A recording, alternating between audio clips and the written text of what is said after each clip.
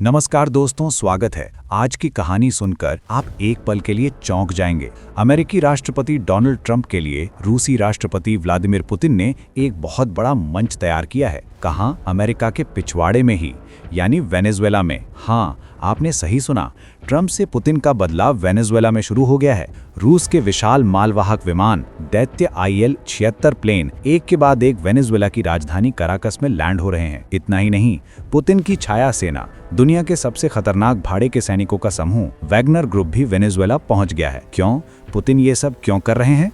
क्या वे अमेरिका को उकसा रहे हैं या ट्रंप के लिए एक बड़ा जाल बिछा रहे हैं? इन विमानों में सिर्फ सामान आ रहा है या उससे भी ज्यादा घातक हथियार? आइए इस जियोपॉलिटिकल शतरंज के खेल की एक एक परत खोलते हैं। इस खेल में कौन राजा है और कौन प्यादा? देखिए दोस्तों, इस दुनिया में बड़ी शक्तियां, अमेरिका और रूस जैसी महाशक्तियां कभी भी सीधे आमने सामने युद्ध नहीं करती।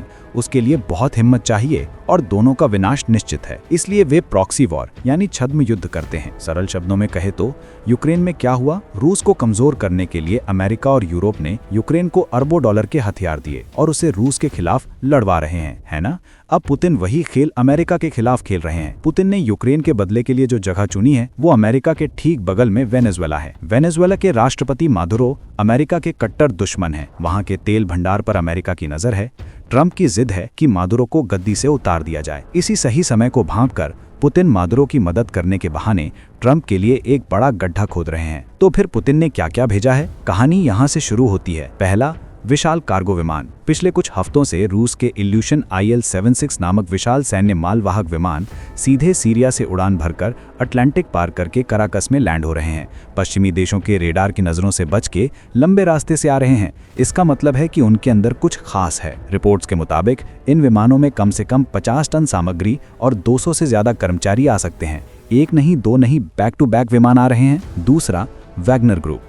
इन विमानों में सिर्फ आम सैनिक नहीं आ रहे हैं, ये वैगनर ग्रुप के भाड़े के सैनिक हैं, यानी मर्सनरीज। आपको प्रिगोजिन याद हैं? वही वैगनर चीफ जो पुतिन के खिलाफ ही बागी हो गए थे और बाद में एक प्लेन क्रैश में मारे गए थे। अब उस वैगनर ग्रुप को पुतिन ने पूरी तरह से अपने कंट्रोल में ले लिया है।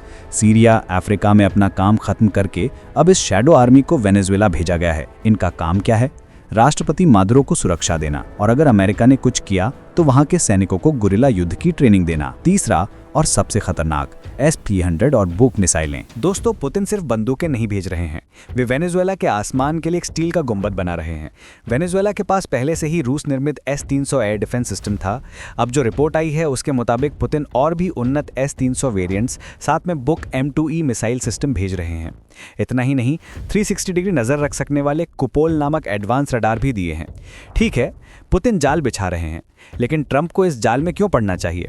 वेनेजुएला में ट्रंप की इतनी दिलचस्पी क्यों है? जवाब है तेल। वेनेजुएला दुनिया के सबसे बड़े तेल भंडार वाले देशों में से एक है, लेकिन मादुरो के शासन में वह देश दिवालिया हो गया है। ट्रंप और अमेरिका की बड़ी बड़ी तेल कंपनियों की नज़र वेनेजुएला के तेल पर है। ट्रंप का नारा ही है ड्रिल बेबी ड्रिल, यानी जहां भी मिले तेल निकालो। जब तक मादुरो हैं ये संभव नहीं है। इसके लिए ट्रंप क्या कर रहे हैं?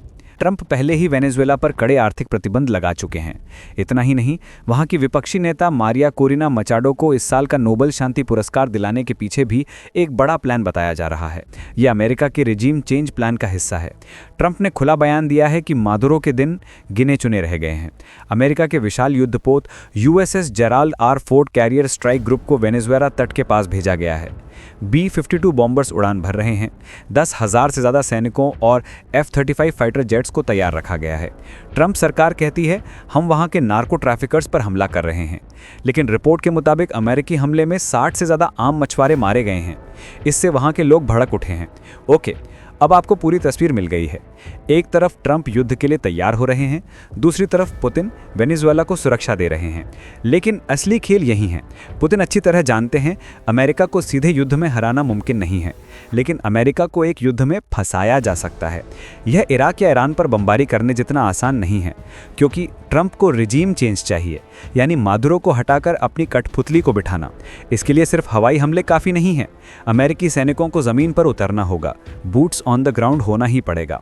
पुतिन इसी का इंतजार कर रहे हैं। जिस पल अमेरिकी सैनिक वेनेजुएला की धरती को छुएंगे, उसी पल पुतिन का खेल शुरू होगा। नंबर 1, कीमत बढ़ाना। पुतिन के भेजे S-300 और बुक M2E सिस्टम अमेरिकी F-35 या F-18 जेट्स को मार गिराने का इंतजार कर रहे होंगे। अमेरिका की टॉमहॉक क्रूज मिसाइलों को ये रूसी रडार आसानी से पकड़ सकते हैं। पुतिन अमेरिका को इतनी आसानी से एयर सुपीरियरिटी हासिल नहीं करने देंगे। Number 2, guerrilla warfare. वेनेजुएला सिर्फ रेगिस्तान नहीं है, वहाँ घने जंगल हैं, शहरों की तंग बस्तियां हैं और बड़ी बड़ी तेल रिफाइनरियां हैं। वैगनर ग्रुप का काम ही यही है, वहां के सैनिकों को गुरिल्ला युद्ध की तकनीकें सिखाना। जब अमेरिकी सैनिक अंदर आएंगे तो उन्हें जंगलों में या शहरों में फंसाकर एक एक करके खत्म करना। नंबर 3, बॉडी बैग्स की राजनीति। ये पुतिन का अंतिम हथियार है। रूस के लिए बॉडी बैग्स कोई नई बात नहीं है। यूक्रेन में हजारों सैनिकों को खोने के बाद भी पुतिन डरे नहीं है, लेकिन अमेरिका ऐसा नहीं है। अमेरिका को बॉडी बैग्स से सख्त एलर्जी है। वियतनाम युद्ध, अफगानिस्तान युद्ध, इन सभी जगहों पर अमेरिका दुश्मनों से नहीं बल्कि अपने ही देश के भीतर हुए विरोध से हारा था। अगर 10-15 अमेरिकी सैनिकों के बॉडी बैग्स भी अमेरिका वापस चले गए तो ट्रंप के खिलाफ वहीं के लोग प्रदर्शन शुरू कर देंगे। हमारे बच्चों को तुम दूसरों के युद्ध में क्यों मरवा रहे हो, कहकर ट्रंप से सवाल करेंगे। पुतिन को यही चाहिए। होस्ट दोस्तों, ये एक शैडो बॉक्सिंग है। पुतिन जो कर रहे हैं वे नपे तुले कदम हैं। रूस और पश्चिमी देशों ने यूक्रेन में रूस को जैसे घेरा था, ठीक उसी तरह पुतिन अब अमेरिका को वेनेजुएला में घेरने की कोशिश कर रहे हैं। पुतिन एक स्पष्ट संदेश भेज रहे हैं कि ट्रंप, अगर आप वेनेजुएला आए तो ये केक वॉक नहीं होगा, ये एक बहुत लंबा खूनी युद्ध होगा। अफगानिस्तान में, सीरिया में अमेरिका ने जैसे खून के आंसू रोए थे, उससे भी बदतर हालात आपके पिछवाड़े में ही होंगे। क्या आप इसके लिए तैयार हैं? रूस संयुक्त राष्ट्र में अपनी वीटो पावर का इस्तेमाल करके अमेरिका के किसी भी प्रस्ताव को ब्लॉक कर देगा। चीन भी रूस के साथ खड़ा होगा। ट्रंप इस युद्ध में अकेले पड़ जाएंगे। ये यूक्रेन में पुतिन को मिले अपमान का बदला है। इसे सूद समेत यानी ब्याज समेत वापस करने का पुतिन ने फैसला कर लिया है। ट्रंप के लिए जाल तैयार है। सवाल सिर्फ एक है, क्या ट्रंप इस जाल में फंसेंगे या पुतिन के इस मास्टर स्ट्रोक को समझकर पीछे हट जाएंगे? आपको क्या लगता है दोस्तों, पुतिन की इस चाल पर आपकी क्या राय है? क्या ट्रंप सच में वेनेजुएला पर हमला करेंगे? अगर हाँ, तो क्या ये एक और वियतनाम बन जाएगा? अपनी राय कमेंट बॉक्स में जरूर बताएं। होस्ट, अगर आपको ये वीडियो पसंद आया हो तो प्लीज़ इसे लाइक करें, अपने दोस्तों के साथ शेयर करें और ऐसे ही डीप एनालिसिस वीडियो के लिए हमारे चैनल को सब्सक्राइब करना ना भूलें। बेल आइकन दबाएं। अगले वीडियो में एक और रोमांचक विषय के साथ मिलेंगे। नमस्कार।